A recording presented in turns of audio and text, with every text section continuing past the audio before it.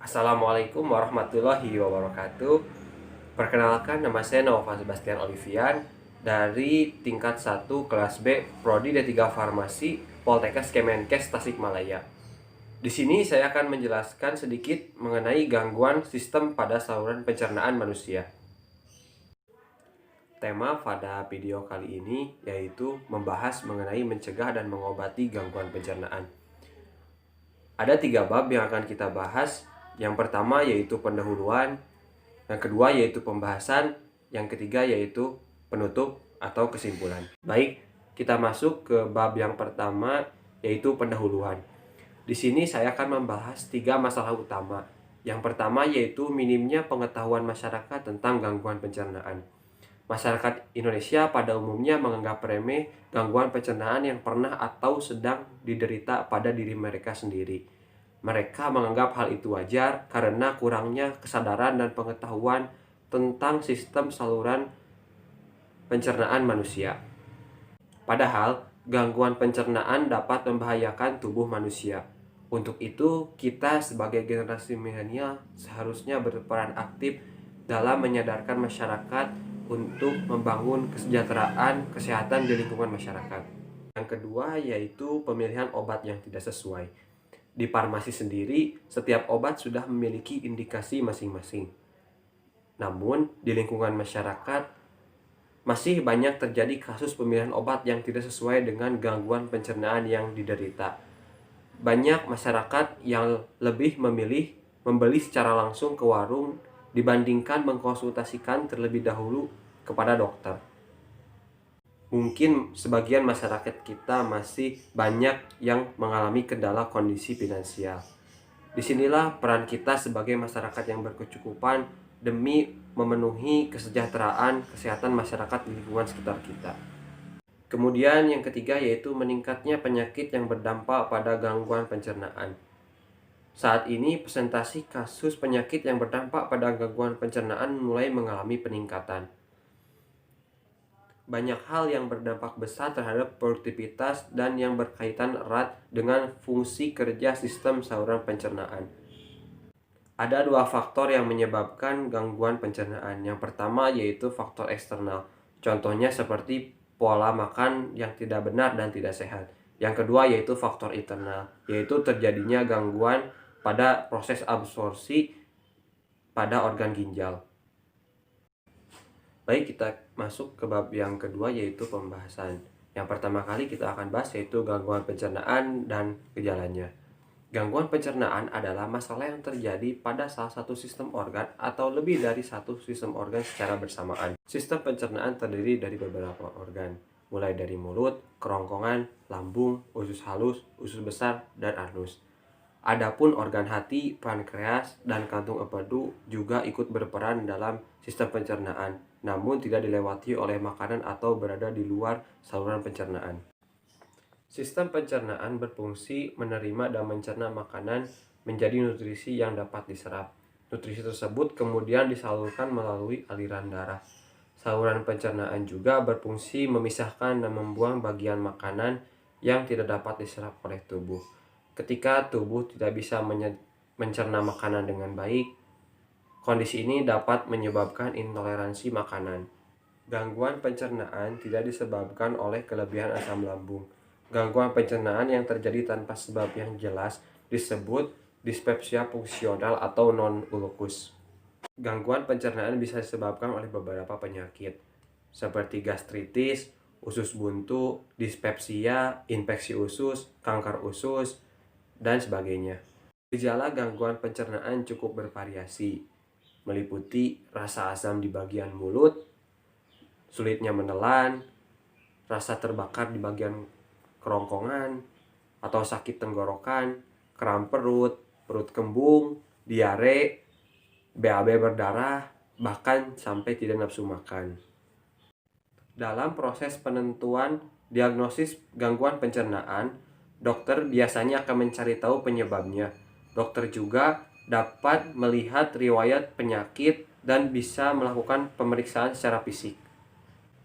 Pemeriksaan penunjang yang dapat membantu dokter dalam menentukan diagnosis gangguan pencernaan yaitu seperti tes darah, tes kultur tinja, tes kultur darah, sinar X dengan enema, CT scan atau MRI, dan endoskopi atau kolonoskopi.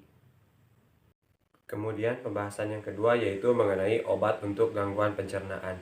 Ada beberapa obat yang dapat diresepkan untuk gangguan pencernaan. Yang pertama yaitu ada obat MAH. Ada antasida. Antasida adalah senyawa dasar untuk menetralkan asam klorida dalam sekresi lambung. Beberapa senyawa dasar yang digunakan sebagai antasida termasuk garam, aluminium, garam magnesium, kalsium karbonat, dan natrium bikarbonat. Antasida dengan kadar natrium tinggi yaitu natrium bikarbonat. Ini tidak boleh diberikan kepada pasien dengan hipertensi, masalah jantung, gagal hati, atau yang sedang hamil. Obat-obatan ini biasanya diformulasikan dengan anti-foaming agent seperti simeticon dan dimeticon untuk mencegah gas dalam saluran cerna yang dihasilkan dari produksi karbon dioksida.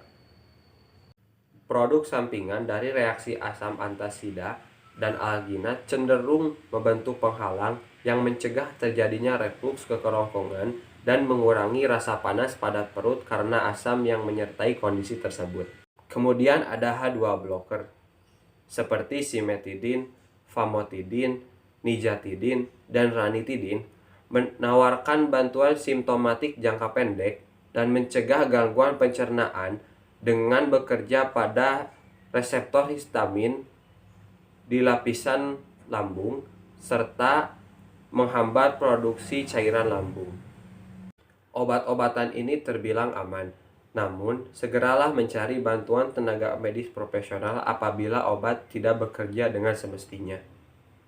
Kemudian ada inhibitor pompa proton seperti omeprazole, dexlansoprazole, esomeprazole, lansoprazole, pantoprazole, dan sodium rabeprazole adalah agen antisekresi yang menunjukkan enzim yang bekerja untuk transport aktif proton ke dalam lumen intestinal sehingga menghambat produksi asam lambung.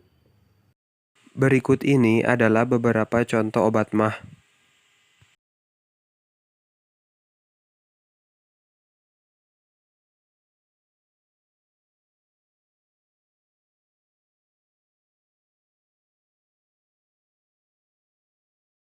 Selanjutnya yang kedua ada paracetamol, yaitu analgetikum dan antipiretikum.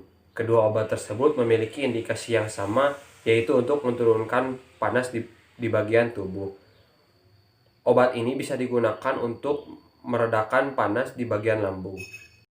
Berikut ini adalah contoh obat paracetamol. Yang ketiga yaitu probiotik. Probiotik membantu dalam melindungi dan memelihara kesehatan sistem pencernaan, terutama pada bagian lambung dan usus, untuk mencegah dari berbagai serangan penyakit. Probiotik juga berperan meneruskan makanan atau minuman yang sudah ditelan agar mudah dicerna. Berikut ini adalah contoh probiotik. Yang keempat yaitu ada antibiotik. Antibiotik adalah kelompok obat yang digunakan untuk mengatasi dan mencegah infeksi bakteri. Obat ini biasanya bekerja dengan cara membunuh dan menghentikan bakteri berkembang biak di dalam tubuh. Antibiotik dapat digunakan untuk membunuh bakteri yang berada dalam saluran pencernaan. Berikut ini adalah contoh obat antibiotik. Kemudian yang terakhir yaitu obat imunosupresif atau obat yang menurunkan sistem kekebalan tubuh untuk penyakit autoimun. Obat imunosupresif adalah golongan obat yang digunakan untuk menekan atau menurunkan sistem kekebalan tubuh. Golongan obat ini diberikan kepada pasien yang menjalani transplantasi organ, seperti transplantasi ginjal atau hati. Selain itu, obat imunosupresif juga dapat digunakan untuk berbagai penyakit autoimun.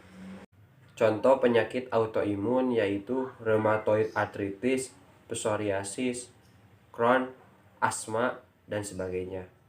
Selanjutnya yaitu kita masuk ke pembahasan yang terakhir yaitu cara pencegahan dan pengobatan gangguan pencernaan. A. Hindari makanan yang dikenal bisa mengganggu perut. Diet hambar tidak perlu dilakukan, tetapi makanan berlemak atau pedas dapat menyebabkan gangguan pencernaan. B. Makanlah 5 atau 6 porsi kecil dalam sehari, bukan 3 porsi besar. Saat makan, kunyah makanan dengan perlahan dan hati-hati. C. Kurangi atau hindari konsumsi alkohol dan kafein. D. Jangan mengenakan celana atau ikat pinggang yang terlalu ketat, karena dapat menyebabkan perut terhimpit. E. Berjalan kakilah sebentar setelah makan, serta hindari membungkuk atau berbaring. Hindari mengkonsumsi permen karet karena dapat menyebabkan udara tertelan. F. Hindari stres dan lakukan manajemen terhadap stres karena dapat memperburuk gangguan pencernaan. Ciptakan lingkungan yang tenang saat makan. Lakukan teknik relaksasi, misalnya latihan pernapasan, meditasi, atau yoga.